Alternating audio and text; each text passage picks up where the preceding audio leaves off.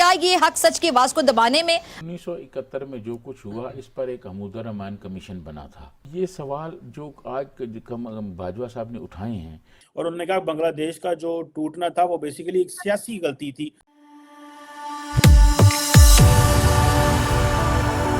जय हिंद दोस्तों, मोदी देश में आपका स्वागत है।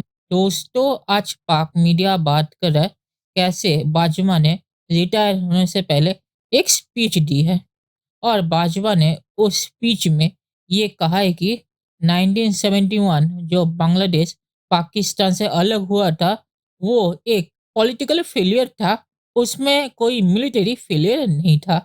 और बाजवा ने ये कह के पाकिस्तानी आर्मी पर दोष दे दिया है बांग्लादेश अलग होने के लिए, क्योंकि 1971 में पाकिस्तान में पॉलिटिक्स भुट्टो के जरिए पाकिस्तानी आर्मी ही चला रही थी। तो इनडायरेक्टली बाजवा ने पाकिस्तानी आर्मी पर ही दोष दे दिया, पाकिस्तानी आर्मी को 1971 के लिए बचाने के चक्कर में। तो बाजवा ने यहाँ पे बड़ी गलती कर दी। तो पाक मीडिया आज इसके बारे में बात कर रहा है। दोस्तों, ये वीडियो बहुत ही मजेदार है, तो इसे आप पूरा जरूर देखिएगा।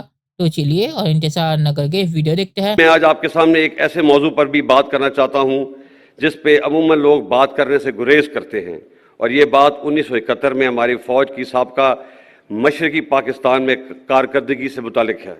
साबका मशरकी पाकिस्तान एक फौजी नहीं, एक सियासी नाकामी थी। क्या ये हक सच की आवाज को दबाने में आपको लगता है कि कामयाब हो सकेगी?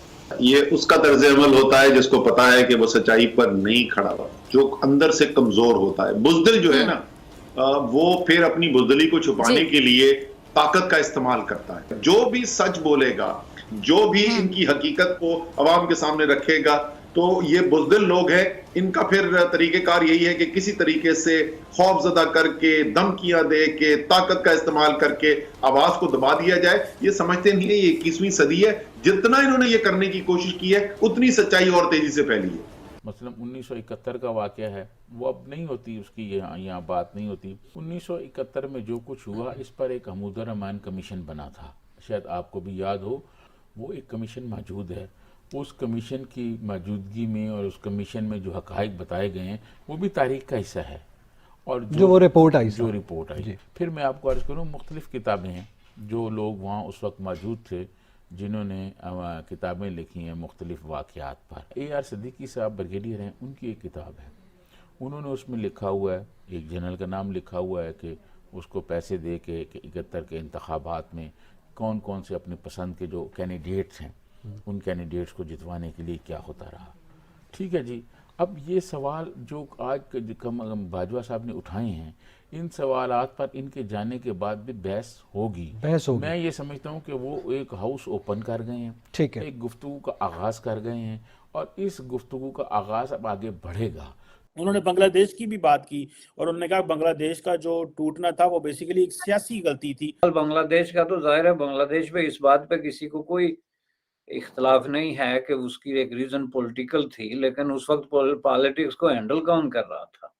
जो सूरत हाल जो है बांग्लादेश में बनी है जाके 1971 में जब बांग्लादेश आज़ाद हुआ, तो उससे पहले के जो 3-4 साल हैं, उन 3-4 सालों के अंदर जो कुछ पाकिस्तान में होता रहा, जिस तरह के हालात उस वक्त वहाँ पे मौजूद थे, जिस तरह का रजीम उस वक्त इन प्लेस था, उस सारे की मौजूदगी में ये कहना कि ये कोई सियासी गलती थी, तो मैं समझता हूँ कि ये हकायक से जो है वो मुंह चुराने के मुतरादिफ है। चूंकि उस वक्त जो है वो मुकम्मल control up to the election जो है वो जाहिर है कि मिलिट्री रेजिम के हाथ में था, उसमें सिविलियन का कोई रोल तो था नहीं। 1958 से लेके 59, 60 से लेके 70 तक का ये सारा अरसा जो है, इसमें आप देखें तो इसमें तो किसी तरह की गुंजाइश ही बाकी नहीं बचती कि आप किसी तरीके से इसको पॉलिटिकल गलती करार दें। आल्दो के ये पॉलिटिकल प्रोसेस में ये हुआ जिसको मिलिट्री हैंडल और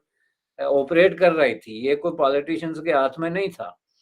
तो इसको अगर आप पीछे जाके देखें, हम सब इसको इस पे इत्फाक करते हैं कि जो कुछ बांग्लादेश में हुआ था उसके डिफरेंट डायमेंशंस हैं, लेकिन एक बात तय थी कि उसमें फौज का एक बहुत बड़ा अंसर इस बात पे ऑलरेडी क्लियर था कि इसको किसी ना किसी तरीके से बांग्लादेश से जान छुड़ाई जाए।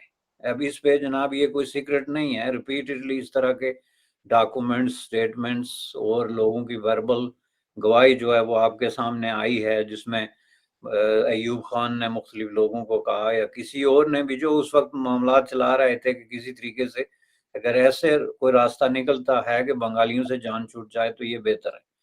तो इसको एक उस वक्त एक जज्बाती अंदाज में एक ट्रेजेडी बना के पेश किया गया। आप एक ऐसे अमल को ट्रेजेडी बना के पेश नहीं कर सकते जिसमें आप पहले से 100% क्लियर हों कि हमारे मसाइल का सबसे बड़ा सोल्यूशन यही है कि बांग्लादेश जो है वो अपनी जो जियोग्राफिकल प्रॉक्सिमिटी और जो आबादी के लिहाज से हमारे लिए एक अजाब है, और इसका अलहदा होना ही दरअसल हमारी तरक्की का एक राज है। जब आप इस बात पे मुत्फिक हों तो बांग्लादेश को एक ट्रेजिक टर्न दे के अगर आप अलग करते हैं तो उसकी फिर जिम्मेदारी जो है वो आप नहीं लगा सकते। चलिए दोस्तों, इस वीडियो पे बात करते हैं। तो मुझे लगता है कि बाजवा ने स्पीच पाकिस्तानी आवाम को टारगेट करके ही दी है, क्योंकि वही इतने बेवकूफ़ हो सकते हैं कि उन्होंने बाजवा के इस बयान को नहीं समझा, और बाजवा ने भी लगता है गलती कर दी। पाकिस्तानी आर्मी को बचाने के चक्कर में उसने पाकिस्तानी आर्मी की पोल खोल दी 1971 पे। तो बाजवा ने यहाँ पे बहुत ही बड़ी गलती की, क्योंकि बाजवा ने जो कहा कि 1971 एक पॉलिटिकल फेलियर था, वो एक मिलिट्री फेलियर नहीं था। पर बाजवा ने नहीं सोचा कि 1971 में पाकिस्तानी पॉलिटिक्स भुट्टो के जरिए पाकिस्तानी आर्मी चला रही थी, और पाक मीडिया ने यहाँ पे ये भी बोला, कैसे किताबों में भी ये पाकिस्तानी रिटायर्ड मिलिट्री अफसरों ने लिखा है कि कैसे उन्हें कहा गया था कि इस पॉलिटिशियन को निकालना है। तो इससे पता चलता है कि पाकिस्तानी आर्मी कितनी पॉलिटिक्स में इन्वॉल्व थी 1971 में। तो एक तरह से बाजवा ने पाकिस्तानी आर्मी की पोल खोल दी ये बयान देके कि 1971 पॉलिटिकल फेलियर था। और जहां तक बाजवा ने कहा कि ये कोई मिलिट्री फेलियर नहीं था, तो पाकिस्तानी आर्मी ने जो सरेंडर किया था बांग्लादेश में, वो अगर मिलिट्री फेलियर नहीं था तो क्या था? पाकिस्तानी आर्मी के बंदे जो भारत के हाथों बंदी थे, वो अगर मिलिट्री फेलियर नहीं था तो और क्या था? पाकिस्तानी आर्मी की जो जिम्मेदारी थी पाकिस्तान के बॉर्डर की सुरक्षा करना, वो आधा देश गवा बैठी, वो मिलिट्री फेलियर नहीं था तो क्या था? तो बाजवा ने यहाँ पे झूठ बोला है, और वो झूठ भी सही से नहीं बोल पाया, क्योंकि झूठ बोलने के चक्कर में भी उसने पाकिस्तानी आर्मी पर ही ब्लेम सब डाल दिया।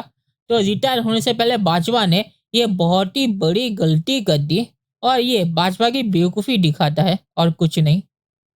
और आखिर में मैं सिर्फ ये कहूँगा कि बाजवा को 1971 पे चुपचाप रहना चाहिए था, क्योंकि बाजवा ने बयान देके पाकिस्तानी आर्मी पर सारा दोष दे दिया। अब कोई भी पाकिस्तानी रिटायर आर्मी जनरल 1971 पे दोष लेने से बच नहीं सकता। तो चलिए देखते हैं कि फ्यूचर में क्या होता है दोस्तों। वीडियो देखने के लिए बहुत बहुत शुक्रिया, और हमारे चैनल को सब्सक्राइब करना मत भूलिएगा। Thank you very much.